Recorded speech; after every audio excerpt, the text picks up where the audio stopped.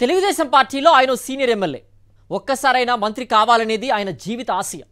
అందుకే ఒక్క chance please అని టీడీపీ అధినేత చంద్రబాబును వేడుకున్నా ఆయన కనికరించలేదు.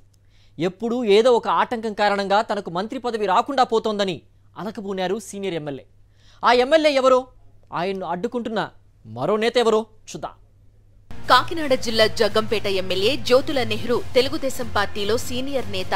టీడీపీలో సీనియర్ నాయకుడు కావడంతో ఎప్పటి నుండో ఆయనకు మంత్రి కావాలనేది కోరిక.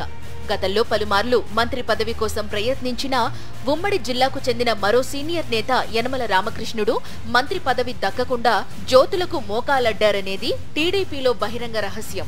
1994, 1999 ఎన్నికల్లో జ్యోతుల నెహ్రూ టీడీపీ నుండి గెలిచారు.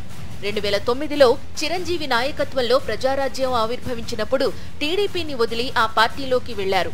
ఆ తర్వాత వైఎస్ఆర్ కాంగ్రెస్ లో చేరారు. 2014 ఎన్నికల్లో వైఎస్ఆర్సీపీ అభ్యర్థిగా పోటీ చేసి జగ్గంపేట నుంచి ఎమ్మెల్యేగా గెలిచారు. గెలిచిన కొంతకాలానికే పార్టీ ఫిరాయించి తన పాత పార్టీ టీడీపీలోకి జంప్ చేశారు. టీడీపీని వదిలిన తరువాత 2 పార్టీలు మారి వచ్చిన జ్యోతుల నెహ్రూకి పార్టీలో ప్రాధాన్యం తగ్గింది. ఇక ఈ ఎన్నికల్లో ఎమ్మెల్యేగా 4వ సారి గెలిచిన తరువాత మంత్రి పదవిపై ఎన్నో ఆశలు పెట్టుకున్నారు నెహ్రూ. ఒక్క ఛాన్స్ ఇవ్వండి ప్లీజ్ అంటూ చంద్రబాబును కోరారు. అయితే పిఠాపురం నుండి గెలిచిన జనసేన అధినేత పవన్ కళ్యాణ్ కు డిప్యూటీ సీఎం పదవి ఇచ్చారు చంద్రబాబు. ఇద్దరూ ఒకే సామాజిక వర్గం కావడంతో జ్యోతుల నెహ్రూ కల కలగానే మిగిలిపోయింది. తన తండ్రికి మంత్రి పదవి వస్తుందని ఎంతో ఆశపడ్డారు నెహ్రూ కుమారుడు నవీన్.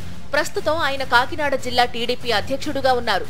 తనకు ఎంపీ సీటు ఇవ్వలేదు, తన తండ్రికి మంత్రి పదవి కూడా రాకపోవడంతో నవీన్ డీలా పడిపోయారు. దీంతో 2 నెలలుగా జిల్లా టీడీపీ కార్యాలయంకే రావడం మానేశారు. మరోవైపు నెహ్రూ కూడా మంత్రి పదవి ఇవ్వని చంద్రబాబు తీరుపై అసంతృప్తిగా ఉన్నారని నియోజకవర్గంలో తెలుగు తమ్ముళ్లు చర్చించుకుంటున్నారు.